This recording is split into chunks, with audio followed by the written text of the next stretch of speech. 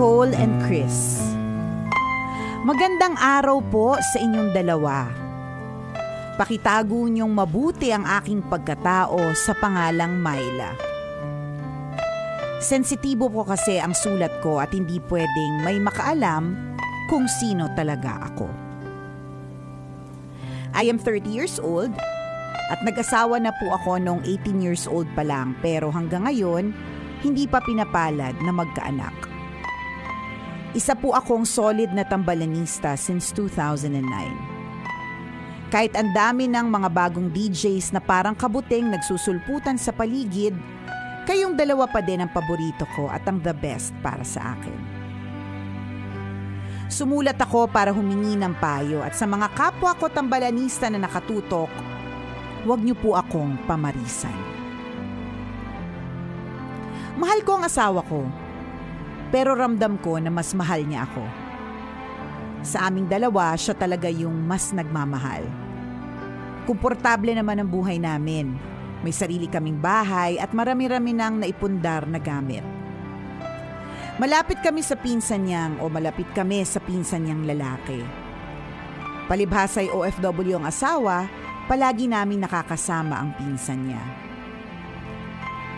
Ang problema, tambalan, nagkamabutihan kami ni Insan. We became too close for comfort. Ayokong magpaka-ipokrita. Alam kong may mali na. Mapanukso ang mga chats namin sa isa't isa at pagkatapos ng mahaba at mainit na usapan, binubura namin ang chat para hindi kami mahuli. Batid ko na labag sa batas ng Diyos ang ginagawa namin. Aware ako na kasalanan sa mata ng tao kung ano ang meron kami. Nakokonsensya na ako sa ginagawa ko kaya naman araw-araw pinipilit kong umiwas. Sa katunayan, wala pa namang nangyayari sa amin. Ayoko sanang humantong doon para hindi masira ang mga pamilya naming binuo. Tambalan, bakit ang hirap ko mawala? Ano ang gagawin ko para matauhan ako at matigil sa kahibangan ko?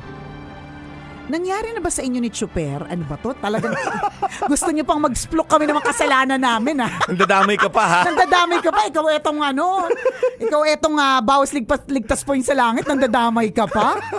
Nangyari na ba sa inyo ni Chuper?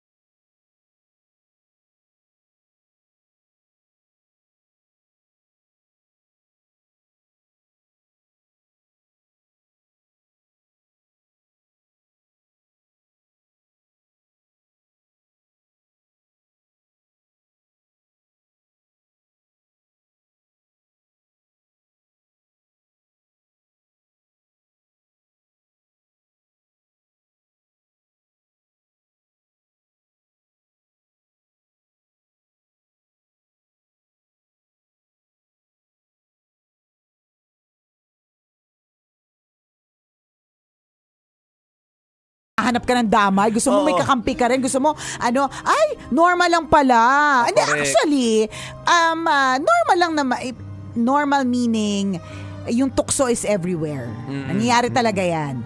'Di ba? Pero ang hindi tama at hindi normal is yung magye-yes ka sa tukso. At lagi nating tatandaan ganyan gumawa ang kabilang panig. Totoo. Ang masamang panig. Ang masamang espiritu, maiitim ang budhi.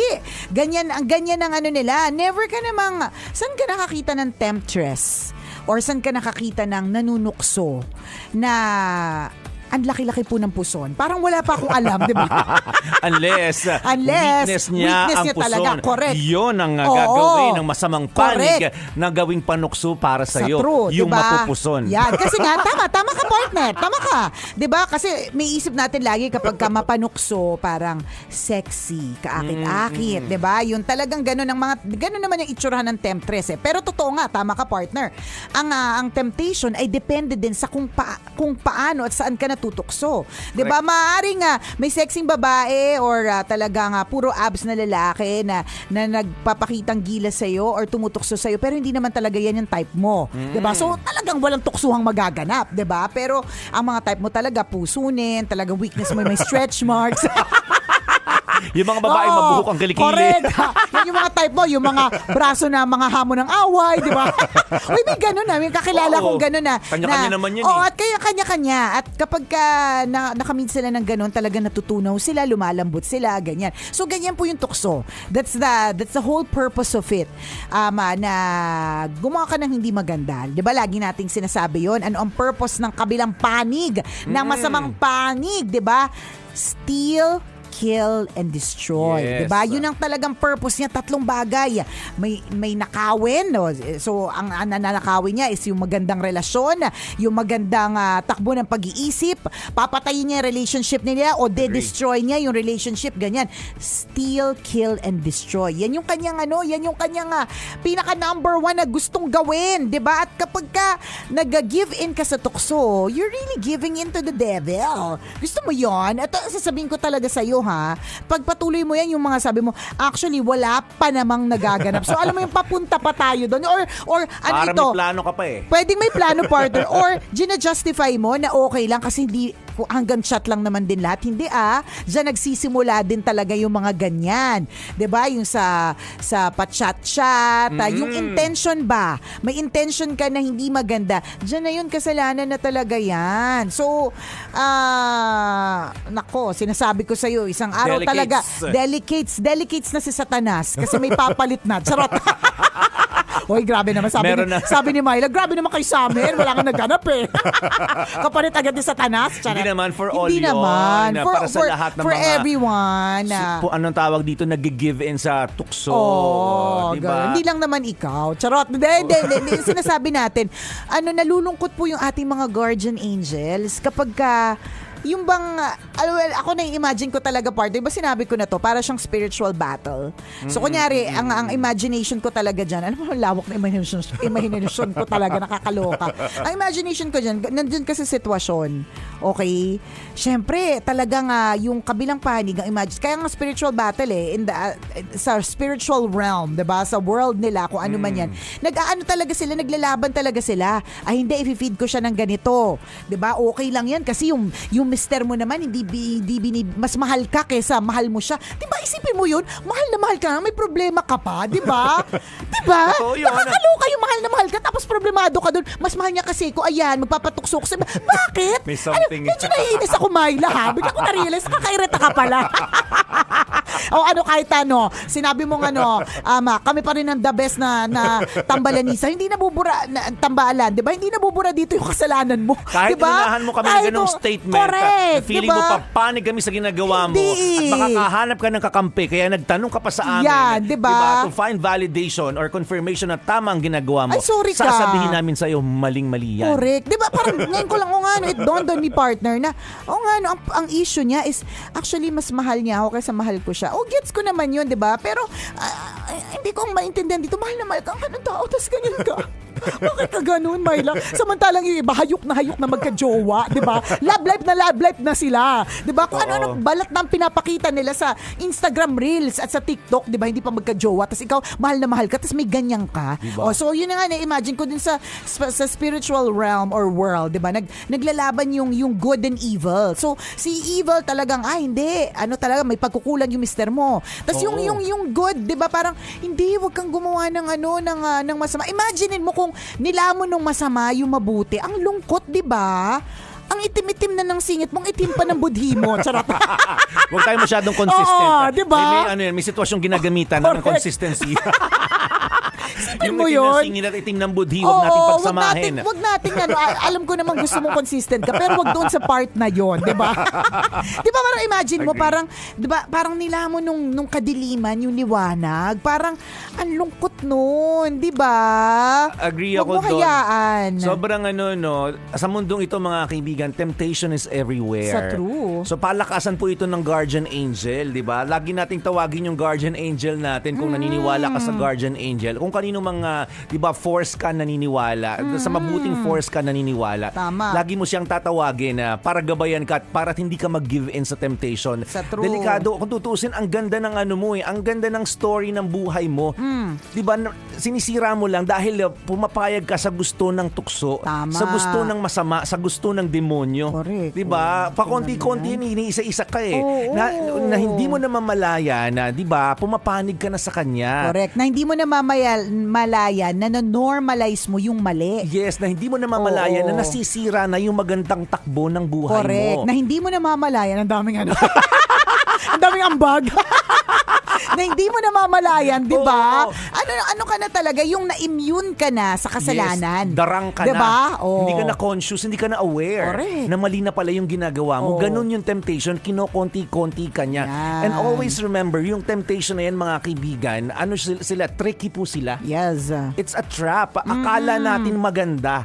So kaya yun yung sinasabi natin ng mga nakarang episode ng Tambalan, you have to determine a thin line between doing what is good and bad. Minsan akala natin okay pa kasi masaya ako Nag-e-enjoy naman ako sa nakausap siya kasi wala yung asawa ko. Di ba, may sumasalo para i-comfort ako. Di ba? Hindi natin na-determine, teka, may mali na pala sa ginagawa ko. Yan. Di ba? Niloloko ko na pala yung asawa ko. Di ba? Nag-cheat na pala ako sa kanya. Pumapanig na pala ako sa tukso. At minsan hindi tayo aware doon. Yan. Di ba? Yun yung kailangan nating maging alerto, maging mapagmatyag, mga kabisyo. 'Di ba? Kung ang ginagawa ba natin ay papunta sa mabuti or papunta sa masama. Be careful kasi minsan trap po 'yan. Yan. Naku, sinasabi ko sa'yo. Sinasabi ko talaga sa'yo. Tsaka ang lesson dito talaga, kapag ka may poging pinsan, umiwas na tayo agad. Tricky kasi sila.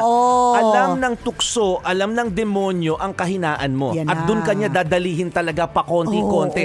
For example, alam ng demonyo na mukha kang pera.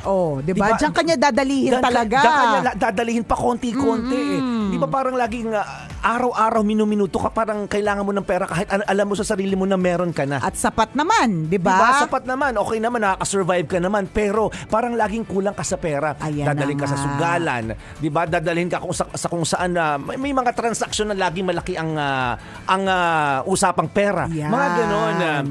So kaya dapat yan yung sinasabi ni partner, yung knowing the difference. Yes, kasi may thin line difference siya. Parang tulad yan ng may napulot kang pera, alam mong hindi sa'yo, di ba? Yan. Thin line difference Pwede mong isipin na masama, or pwede mong isipin, ito yung answered prayer ko. Di ba?